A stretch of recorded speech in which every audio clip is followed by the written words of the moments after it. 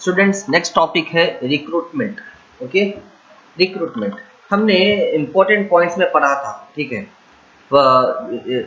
Public administration के जो 7 important points थे उसमें पढ़ा था। थर्ड पॉइंट था स्टाफिंग। ठीक है, स्टाफिंग में हमने रिक्रूटमेंट की बात की थी और ट्रेनिंग की बात की थी। तो रिक्रूटमेंट और ट्रेनिंग से स्टाफिंग से रिलेटेड है। ठीक है, रिक्रूटमेंट का मतलब क्या है? रिक्रूटमेंट वो प्रोसेस है जिसमें एलिजिबल कैंडिडेट्स को, रिक्रूटमेंट का मतलब वो प्रोसेस जिसमें एलिजिबल कैंडिडेट्स को सेलेक्ट किया जाता है जॉब करवाने के लिए। ठीक है, अब एलिजिबल कैंडिडेट्स का मतलब क्या? एलिजिबल कैंडिडेट्स मतलब अगर जॉब जिस तरह का जॉब है, फॉर एग्जांपल टीचिंग का जॉब है या फिर इंजीनियर का जॉब है या डॉक्टर का जॉब है, कि टीचिंग का जॉब, फॉर एग्जांपल अगर टीचिंग का जॉब है तो टीचर बनने के लिए क्या क्या चीजें जरूरी है? या पहली बात तो डिग्री जरूरी है, उसके बाद एक्सप्लेन अच्छी तरह करना आना ये जरूरी है, उसके बाद आपके प्रोनाउंसिएशन अच्छी तरह रहना ये जरूरी है, उसके बाद आपके मैनर्स बेहतर रहना ये जरूरी है। ये सारे चीजें एलिजिबिलिटी क्राइटेरियाज है।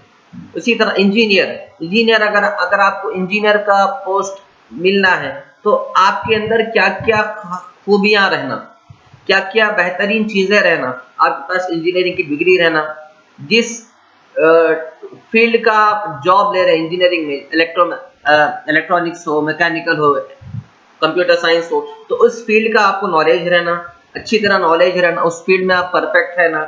इसके बाद आपके अंदर कंटिन्यूअसली काम करने का शौक रहना, ये सारे एलिजिबिलिटीज है।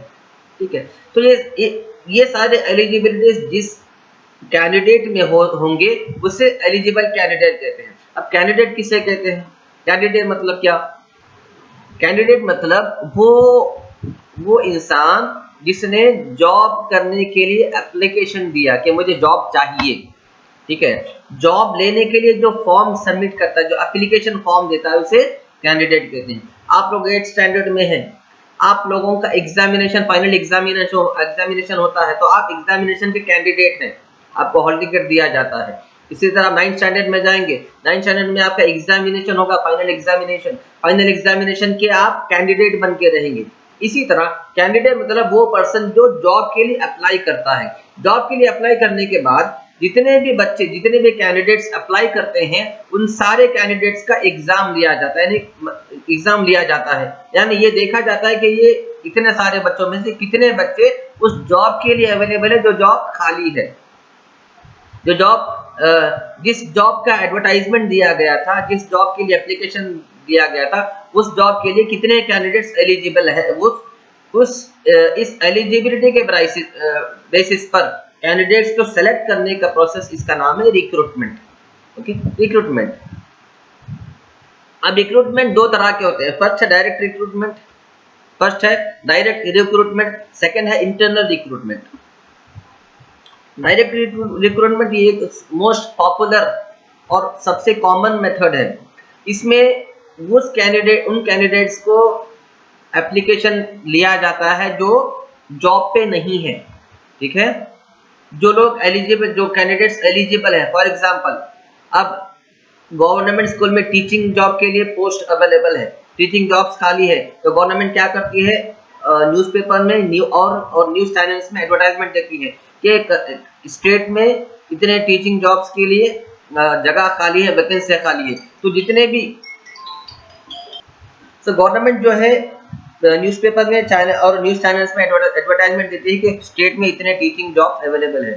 तो टीचिंग के जितने भी कैंडिडेट्स क्या करते हैं, सारे कैंडिडेट्स टीचिंग करने के लिए इंटरेस्टेड है, वो लोग एप्लीकेशन ऑनलाइन सबमिट करते हैं। ठीक है, सारे ऑनलाइन एप्लीकेशंस को लेकर गवर्नमेंट क्या करती है, उन सारे कैंडिडेट्स पर का एग्जाम लेती है। ठीक है, अब जितने भी कैंडिडेट्स एग्जाम दे रहे हैं वो पहले से जॉब पे नहीं थे, गवर्नमेंट जॉब पे पहले से नहीं थे, गवर्नमेंट जॉब अप्लाई करने के लिए, वो गवर्नमेंट जॉब लेने के लिए एप्लीकेशन दिए थे। उन एप्लीकेशन पर गवर्नमेंट जो है एग्जाम लेकर उनके एलिजिबिलिटी बेसिस पर सिलेक्शन करती है। इसे कहते हैं डायरेक्ट रिक्रूटमेंट। ओके, इसका नाम है direct recruitment. The candidates need to have general qualification and specific qualification to enter into the service through direct recruitment। और एक है इंटरनल रिक्रूटमेंट। ठीक है। आपने बहुत मतलब बात सुना होगा कि आपके आपके रिलेटिव्स में या फिर आपके पेरेंट्स हो या फिर आपके रिलेटिव्स हो जो गवर्नमेंट जॉब कर रहे हैं या फिर जो कंपनीज में प्राइवेट जॉब कर रहे हैं, तो कि उनका प्रमोशन हुआ बोल के आप सुने होंगे कि मेरे अंकल का प्रमोशन हुआ, मेरे डैडी का प्रमोशन हो गया, या फिर मेरे ब्रदर का, मेरे मदर का प्रमोशन, मेरे सिस्टर का प्रमोशन, मेरे आंटी का प्रमोशन, ऐसा सुने होंगे। प्रमोशन क्या है? प्रमोशन मतलब वो लोग ऑलरेडी जॉब कर रहे होते हैं, ठीक है, वो लोग ऑलरेडी जॉब कर रहे होते हैं, जिस पोस्ट पे वो जॉब कर रहे हैं उस पोस्ट से उन्हें हायर पोस्ट पे प्रमोट किया जाता है, इसे इंटरनल रिक्रूटमेंट कहते हैं, ठीक है। उनका पोस्ट हाई किया जाता है, जैसे कि प्रिंसिपल है, सॉरी जैसे कि टीचर है, असिस्टेंट टीचर है। असिस्टेंट टीचर एक कैंडिडेट है जिन्हें असिस्टेंट टीचर का जॉब मिला, उन्होंने बहुत साल असिस्टेंट टीचर करने के बाद उन्हें प्रमोशन हुआ, सीनियर टीचर बनाया गया उन्हें, यानी मतलब पहले से असिस्टेंट टीचर की तरह जॉब कर रहे थे, जॉब करते हुए उन्हें सीनियर टीचर बना दिया गया, मतलब कि उनका पोस्ट इंक्रीज हो गया। उसके बाद सीनियर टीचर, बहुत साल सीनियर टीचर की तरह काम करने के बाद उन्हें प्रिंसिपल बनाया जाता है, मतलब ये कि ऑलरेडी जॉब पे हैं लेकिन उनका पोस्ट को इंक्रीज किया जाता है। तो और जो लोग कैंडिडेट्स ऑलरेडी जॉब पे हैं उनके पोस्ट को इंक्रीज करके उन्हें नए पोस्ट पे रिक्रूट किया जाता है, इस प्रोसेस को इंटरनल रिक्रूटमेंट कहते हैं, ठीक है, इस प्रोसेस को इंटरनल रिक्रूटमेंट कहते हैं। नेक्स्ट टॉपिक है ट्रेनिंग। नेक्स्ट टॉपिक बच्चों ट्रेनिंग, ओके।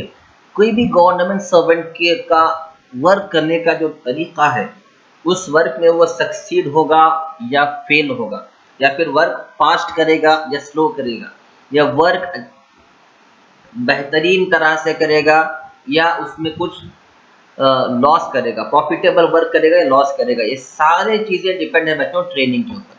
ट्रेनिंग का मतलब है किसी भी काम के करने के तरीके को सिखाना, किसी भी काम के करने के मेथड को टीच करना, गाइड करना।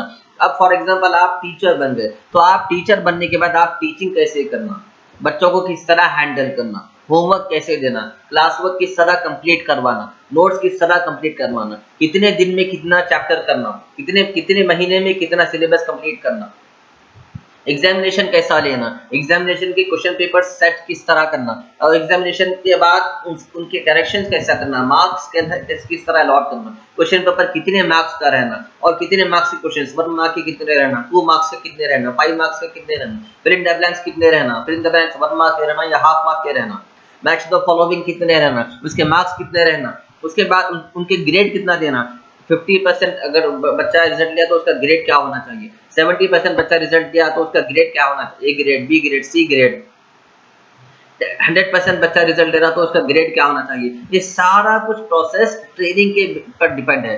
जब तक ट्रेनिंग नहीं दी जाए तो सारा प्रोसेस कैंडिडेट को नहीं मालूम होगा, ठीक है। ये सारे प्रोसेस को गाइड करने का नाम ट्रेनिंग है। अब ट्रेनिंग बहुत टाइप के ट्रेनिंग है। फर्स्ट है formal and informal training. Formal training का मतलब ये है कि वो कैंडिडेट जो न्यूली अपॉइंटेड है, जिससे नया जॉब मिला, तो उस कैंडिडेट को ट्रेन करने के लिए पहले से प्लान बनाया जाता है कि किस तरह उसे करना है, किस तरह उसे गाइड करना है, किस तरह उसे मैसेज देना है, किस तरह उसे टीच करना है कि काम किस तरह करना है, ठीक है। पहले से ये प्लान किया जाता है, उन्हें एडवाइस कैसे देना, ये सारा है फॉर्मल ट्रेनिंग। इनफॉर्मल ट्रेनिंग मतलब एक बतावा, जब एम्प्लॉय जॉब शुरू किया तो जॉब करते हुए भी बहुत सी चीजें इंसान सीखने लगता है।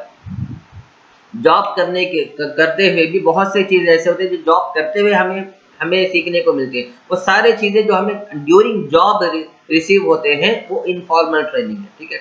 फॉर्मल ट्रेनिंग वो ट्रेनिंग जो जॉब शुरू करने से पहले दी जाती है। इनफॉर्मल ट्रेनिंग वो जो ड्यूरिंग जॉब करते वक्त जब इंसान जो भी नया काम करे उसमें से बहुत सी सारी नई चीजें इंसान को सीखने को मिलती है, उसको इनफॉर्मल ट्रेनिंग कहते हैं। नेक्स्ट है pre service and post beginning of service training.